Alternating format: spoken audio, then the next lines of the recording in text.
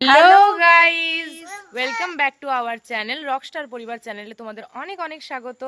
আমি যাচ্ছি আমাদের ভাসুরের বিয়েতে, আর এখন বাজে বেলা 10:30 আর আমরা তো সবাই রেডি হয়েই গেছি। আর মা কাকিমা রেডি হতে একটু বাকি আছে। আর আমাদের বাবাইও রেডি হয়ে গেছে।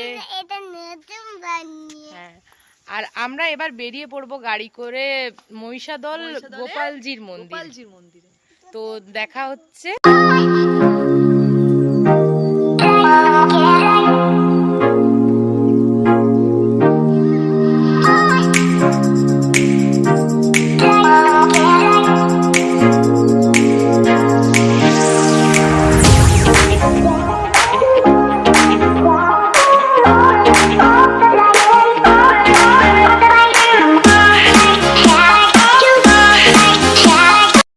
গাড়ি থেকে নেমেই আমরা ফার্স্টে চলে যাচ্ছি রেস্টুরেন্টের দিকে খাওয়া দাওয়া করার জন্য।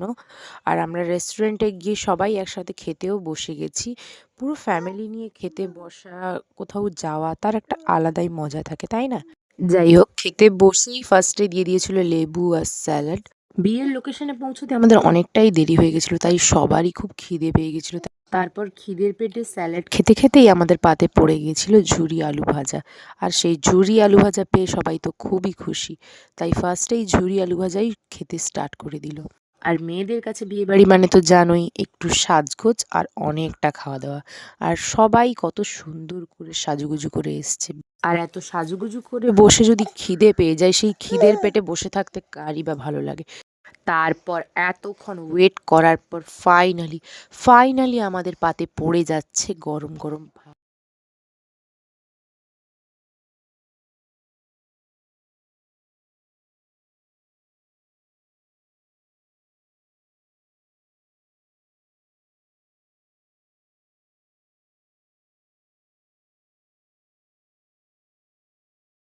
তো আমরা বিয়ে বাড়িতে চলেও এসেছি। আসলে বিয়েটা হচ্ছে মন্দিরে, আর মন্দিরে এসে বিয়ে এখনও স্টার্ট হয়নি। আমাদের খাওয়া দাওয়া কমপ্লিট হয়ে গেছে, এবার বিয়ে স্টার্ট হবে।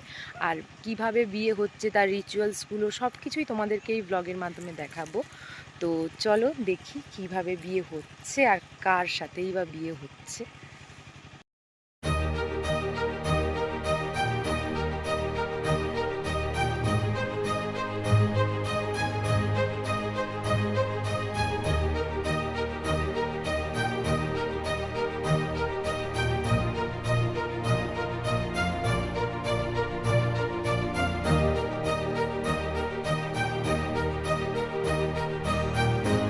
তো ফাইনালি আমরা বিয়ের লোকেশনে চলে এসেছি। আর এই হচ্ছে আমাদের গোপালজির মন্দির। দেখো মন্দিরটা কতটা সুন্দর, আর দেখলেও যেন মনটা ভরে যায়। আমি এমনিতেই একটু গোপাল প্রিয়সী, তার উপরে এই গোপালজির মন্দির দেখে তো মনটা জাস্ট জুড়িয়ে গেল। আর এই হচ্ছে আমাদের বিয়ের লোকেশন, মানে শ্রী শ্রী জগন্নাথ মহাদেবের মন্দির। তো আমরা এখন চলে এসেছি মহিষাদলের গোপালজির মন্দিরে। আর আমাদের ভাসুরের বিয়ে হচ্ছে এখন। আর চলো তোমাদেরকে দেখাই কিভাবে কতটা কি মানে কতটা আয়োজন চলছে এখনো পর্যন্ত, কতটা কি চলছে। হ্যাঁ চলো দেখ।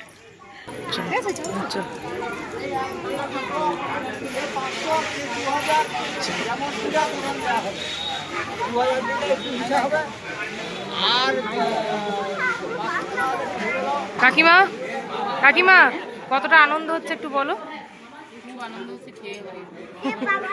কিছু বলো। খুব আনন্দ হয়েছে টিয়া। আর এই হচ্ছে আমাদের বর, দেখে নাও। শাক বাজাও।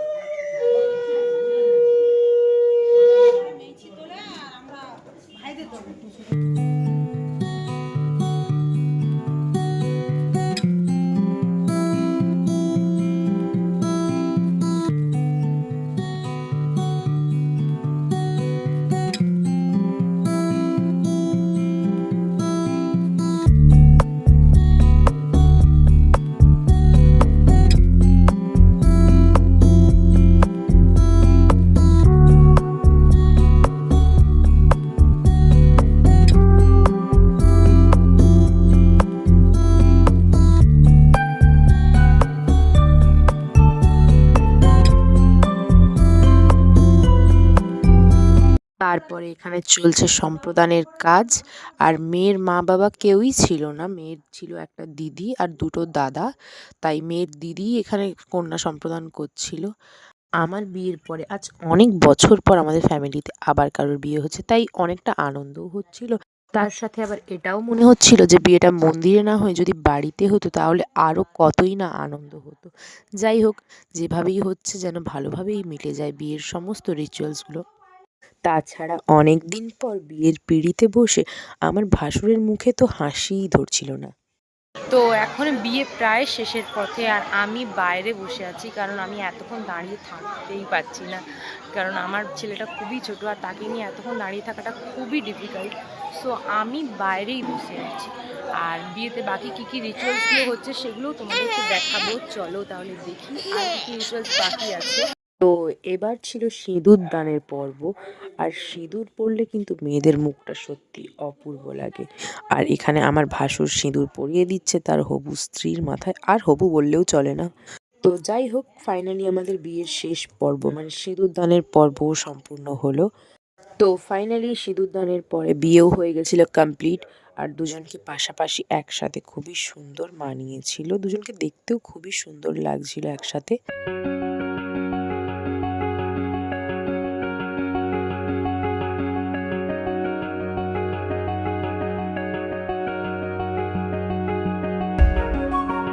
তো বিয়ের শেষে এবার আমাদের বাড়ি ফেরার পালা, তাই সবাই আবারও একসাথে বাড়ি ফেরার জন্য রওনা দিয়ে দিয়েছিলাম।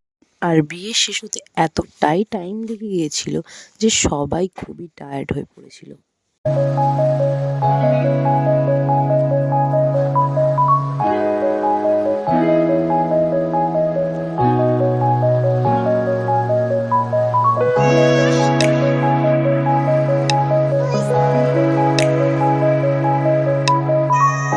তো এখন বাজে সন্ধ্যে 6:30 আর আমরা চলে যাচ্ছি জেঠু জেঠিমার বাড়ি, মানে আমার যে ভাসুরের বিয়ে হয়েছে তার বাড়িতে, কারণ তার বাড়িতে রাত্রেও খাওয়া দাওয়ার ব্যবস্থা আছে।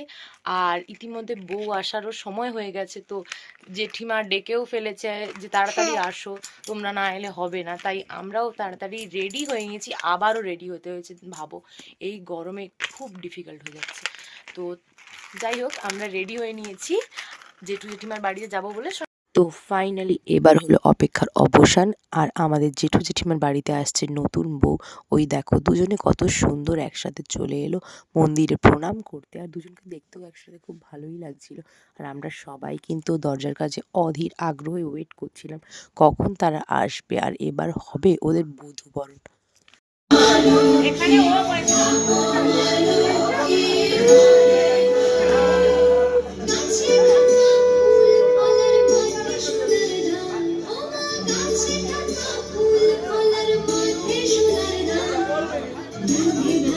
বেঁচে থাকা তোমার সন্তান, ও মা তোমার সন্তান, এসো মা, এসো মা, এসো মা।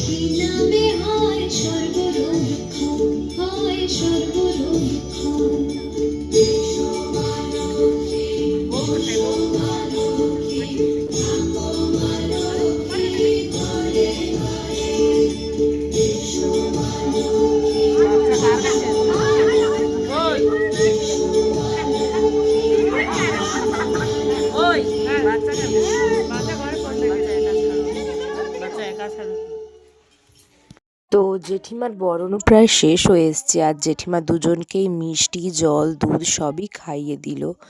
আর নতুন বউ আর নতুন বরকে আটকানোর জন্য আমরা কিন্তু অনেকক্ষণ থেকে দরজার কাছে ওয়েট করছি। ওরা কিন্তু সেটা জানে না, কিন্তু আমরা লুকিয়ে লুকিয়ে ওয়েট করতেই আছি ওরা কখন ভেতরের দিকে আসবে, আর আমরা সেই মুহূর্তেই ওদেরকে আটকাবো। তো চলো দেখি আমরা কতটা আটকাতে পারি, আর ওরাই বা কতটা ভেতরে ঢুকতে পারে। আজ কিন্তু ছাড়বো না, আজ অনেক দিন পরে একটা সুযোগ পেয়েছি।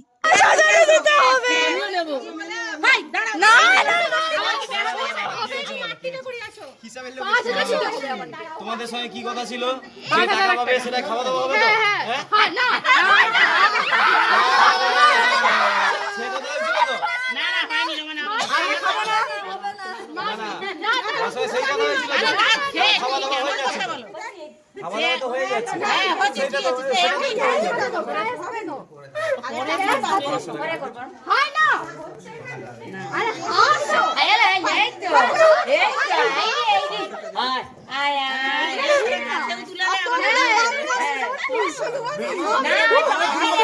ওই 5001 টাকা ছাড়া একদম নিবি দিদি বলছে তো কি আছে লোক লাগে কি বলছে তা দিদি বলে না না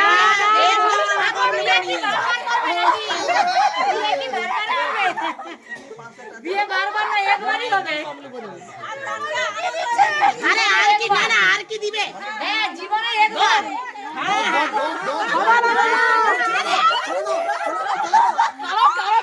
আরে গ্যাসের প্যাকে ধরো।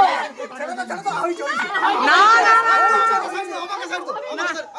না না না না থাকে ঢুকে যাবে। তো তারপরে জেঠিমাদের বাড়িতে ডিনার সেরে আমরা চলে এসেছিলাম বাড়িতে। তো এখন বাজে রাত 11টা, আর জেঠিমাদের বাড়ি থেকে খাওয়া দাওয়া করে অনেকক্ষণ আগেই চলে এসেছি, যদিও সেরকম কোনো ভিডিও দেওয়া হয়নি। আর আজকের দিনটা তো মোটামুটি বেশ ভালোই কেটে গেল। আবার দেখা যাক আবার কোথাও যাওয়া হয় কি না। তো আমার চ্যানেলের ভিডিওগুলি যদি তোমাদের ভালো লেগে থাকে তাহলে অবশ্যই লাইক, কমেন্ট, শেয়ার করে দিন এবং চ্যানেলটিকে অবশ্যই সাবস্ক্রাইব করে দিন, এবং আমার চ্যানেলের সমস্ত ভিডিও সবার আগে পাওয়ার জন্য পাশে থাকা বেল আইকনে ক্লিক করে দিন।